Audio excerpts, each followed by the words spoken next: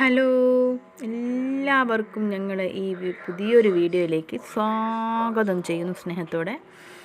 ഇന്ന് ഞങ്ങൾ കുറച്ച് കറങ്ങാമെന്ന് വെച്ചാൽ ഹസ്ബൻഡിൻ്റെ അച്ഛൻ്റെ പെങ്ങളെ മകന് സുഖമില്ലാഞ്ഞിട്ട് കോഴിക്കോട് മെഡിക്കൽ കോളേജ് അഡ്മിറ്റായിരുന്നു.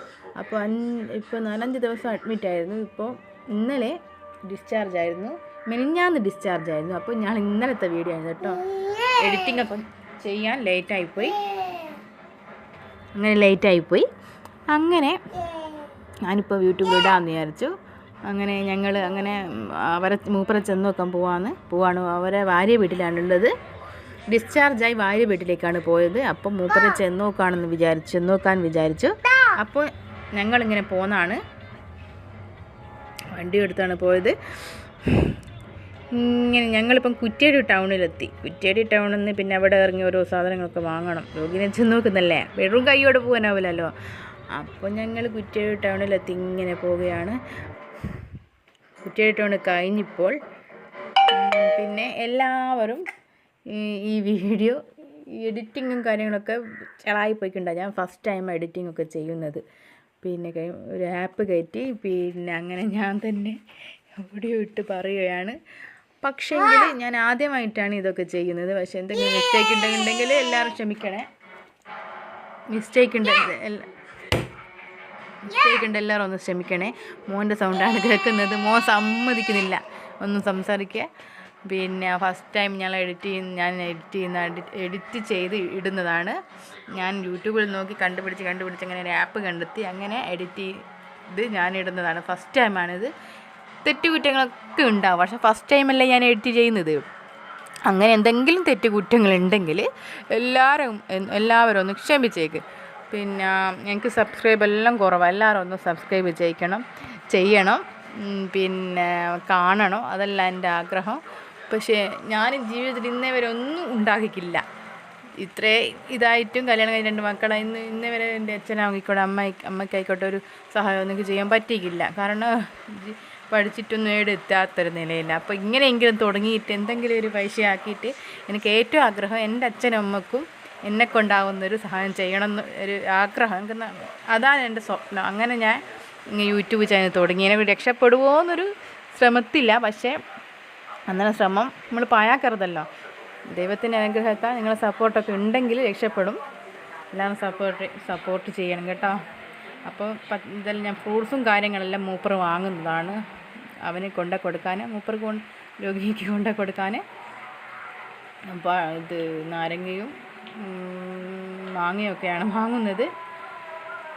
അങ്ങനെ കുറേ ടൈം അവിടെ സ്പെൻഡായി. പിന്നെ അങ്ങനെ സാധനം വാങ്ങി എൻ്റെ കയ്യിലേക്ക് തന്നെ ഞാൻ അവിടെ വെച്ചു. അങ്ങനെ പിന്നെ ഞങ്ങൾ പിന്നെയും ചലിക്കുകയാണ്. 2 മക്കളും മുൻപിലാണ് ഇരിക്കുന്നത്, ഞാൻ ബാക്കും ഇരുന്നു. പിന്നെ വാശി പിടിച്ചു ചെറിയ എനിക്ക് മുന്നിലിരിക്കണോ എന്ന് പറഞ്ഞു. ചെറിയ അപ്പോൾ മുന്നിലിരുത്തി, ഒരു മുന്നിലിരുന്നോട്ടെ എന്ന് പറഞ്ഞ് അങ്ങനെ ഞങ്ങൾ മുകേരി എത്താറായി. ഏകദേശം എത്തിക്കഴിഞ്ഞു. മുകേരിയാണ് മൂപ്പറ ഭാര്യ വീട്. അങ്ങനെ അവിടേക്ക് എത്താറായി, എത്തിക്കൊണ്ടിരിക്കുന്നു. പിന്നെ മോൻ മുന്നിൽ നിന്ന് എന്തൊക്കെയോ പോക്രായങ്ങൾ കാണിക്കുന്നുണ്ട്. ഞാൻ ഇങ്ങനെ വീഡിയോ എടുക്കുന്നുണ്ട്. അമ്മക്ക് വട്ടാന്നല്ല പറയുന്നത്, അമ്മക്ക് വട്ടാന്നൊക്കെയാണ് പറയുന്നത്. ഞാൻ ഇങ്ങനെ ഫുൾ ടൈം വീഡിയോ എടുത്തിട്ട്.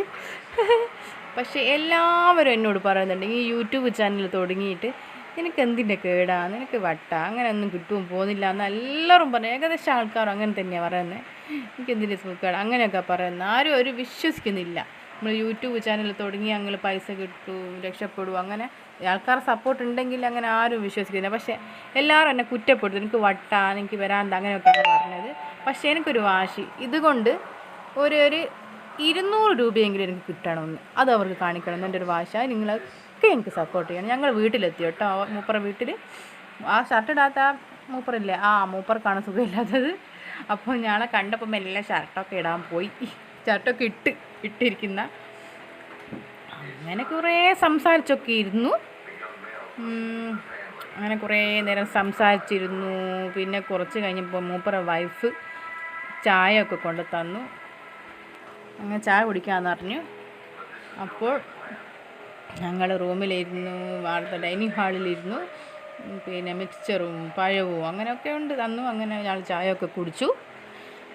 ചായയൊക്കെ കുടിച്ചുകൊണ്ട് ഇങ്ങനെ ഇരിക്കുന്ന ആ സമയത്ത് ഞാൻ സംസാരിച്ചിരുന്നില്ല. എന്നിട്ട് അങ്ങനെ കുറേ ഞാൻ മൂപ്പറ ഭാര്യനോട് കുറേ സംസാരിച്ചൊക്കെ ഇരുന്നു. അങ്ങനെ പുറത്തേക്ക് വന്നു. നമുക്ക് പോകണ്ടേ, ഇങ്ങനെ ഇരുന്നായോ മതി മോനെ പറഞ്ഞയച്ചു റൂമിലേക്ക്.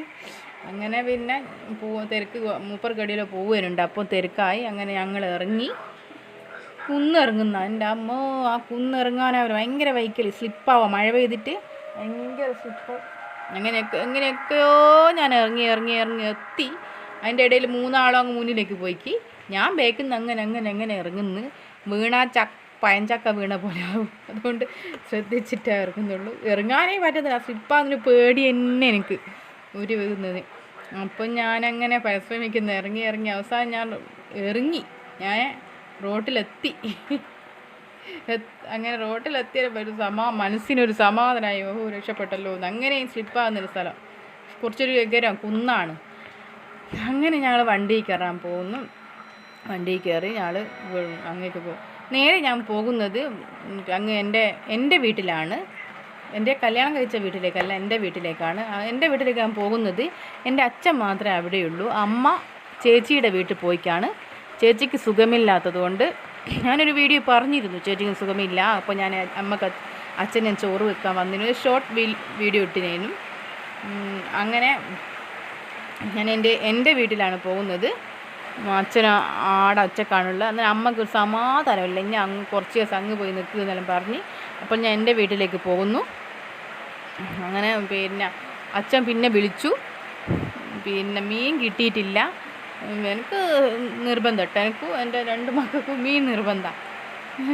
ഇത് ചോറ് കഴിക്കണമെങ്കിൽ ആ മീൻ നിർബന്ധം. അപ്പോൾ മീൻ കിട്ടിയിട്ടില്ല, ഇവിടെ കൊണ്ടുവന്നിട്ടില്ല, നിങ്ങൾ വരുമ്പോൾ വാങ്ങുമെന്നൊക്കെ പറഞ്ഞ് വിളിച്ചു. അപ്പം അവരോട് മൂപ്പറോട് ഞാൻ അഭിലാഷ് എന്നാണ് വരട്ടെ, ഞാൻ ബ്ലാട്ടെന്നാണ് വിളിക്കാം. മൂപ്പരോട് പറഞ്ഞ് മീൻ വാങ്ങണമെന്ന് പറഞ്ഞ്. അപ്പം അങ്ങാടിയിൽ നിന്ന് വാങ്ങണ്ട മീൻ നമുക്കെന്നാൽ പോകുന്ന നോക്കില്ല. അങ്ങ് ഏരിയയിലെല്ലാം കുറേ മീൻ ചാപ്പുണ്ട്. അങ്ങ് എൻ്റെ വീട്ടിലേക്ക് പോകുന്ന വല്ലകെട്ട്, ശാന്തിനഗർ അങ്ങേ ഏരിയകളിൽ മീനുണ്ട്. അപ്പം ഞങ്ങൾ പെട്ടു ഗേസ്. ഞങ്ങൾ അവിടെ നിന്ന് മീൻ വാങ്ങാമെന്ന് ചോദിച്ചു. മീൻ വാങ്ങാം അങ്ങാടിയിൽ നിന്ന്, നമ്മളെ ടൗണിൽ നിന്ന് മീൻ വാങ്ങാണ്ട് നിന്ന് പോയി നോക്കി. അങ്ങോട്ടൊന്നും മീനില്ല. മീൻ പീടിയൊക്കെ അടച്ചു പോയിക്ക്. ഉച്ച സമയമായിട്ട് എല്ലാം പള്ളിയിലേക്ക് പോയിക്ക് നിസ്കരിക്കാൻ. മീനില്ല. ഞങ്ങൾ പെട്ട് എല്ലാം കറങ്ങി ഒരു രക്ഷ ഇല്ല, മീൻ കിട്ടിയില്ല. അവസാനം ഞങ്ങൾ എന്ത് പണിയെടുത്തു, അടയങ്ങാട് പാലത്ത്, ഞങ്ങളുടെ വീടിൻ്റെ ശേഷം അങ്ങോട്ട് പാലം സ്തൂപം അവിടെ എത്തി. അവിടുന്ന് ചിക്കൻ വാങ്ങി ഞങ്ങളിങ്ങ് പോന്നു. രക്ഷപ്പെട്ടു. ചിക്കൻ കിട്ടിയല്ലോ. അപ്പം ഞങ്ങൾ നേരെ വീട്ടിലേക്ക് പോകുന്നു. പിന്നെ വീട്ടിലെത്താനായി. അങ്ങനെ മീൻ കിട്ടൂലല്ലോ ഇനിയിപ്പോൾ എന്താക്കും എന്നുള്ള നല്ല വിഷമത്തിലിരുന്നില്ല. ഞങ്ങൾ പിന്നെ മെല്ലെ കടവത്തേക്ക് ചെന്ന്, സ്തൂപം കടയങ്ങാട് പാലം ഇങ്ങോട്ടാണ്. അപ്പം ഭാഗ്യത്തിന് അവിടെ മീൻ കിട്ടി. അങ്ങനെ ഞങ്ങൾ വീട്ടിലെത്താറായി കേട്ടോ. മീൻ കിട്ടിയപ്പോൾ മീനല്ല, ഞങ്ങൾ ചിക്കൻ വാങ്ങിയപ്പോൾ കിട്ടിയല്ലോ സമാധാനമായി, വളരെ സന്തോഷമായി. എൻ്റെ ചെറിയ മോൻ ഒന്നും മീനും അങ്ങനെ ചിക്കനും അങ്ങനെ ഒന്നും ചോറ് തിന്നുമില്ല. വേണ്ട തന്നെ പറയും. അപ്പം ഞങ്ങൾ വീട്ടിലെത്തിക്കില്ല, വീട്ടിൻ്റെ താഴെ എത്തി. വീട്ടിൻ്റെ മുറ്റത്തൊന്നും കയറ്റാനാവില്ല കേട്ടോ. ഞങ്ങൾക്ക് അതൊരു വഴിയില്ല, അത് ഒരു ഇട പോലെ അങ്ങനെ വഴി കയറ്റാൻ. അങ്ങനെ വീട്ടിലെത്തി. വീഡിയോ ഇഷ്ടമാണെങ്കിൽ ലൈക്ക് ചെയ്യണം, സപ്പോർട്ട് ചെയ്യണം, സബ്സ്ക്രൈബ്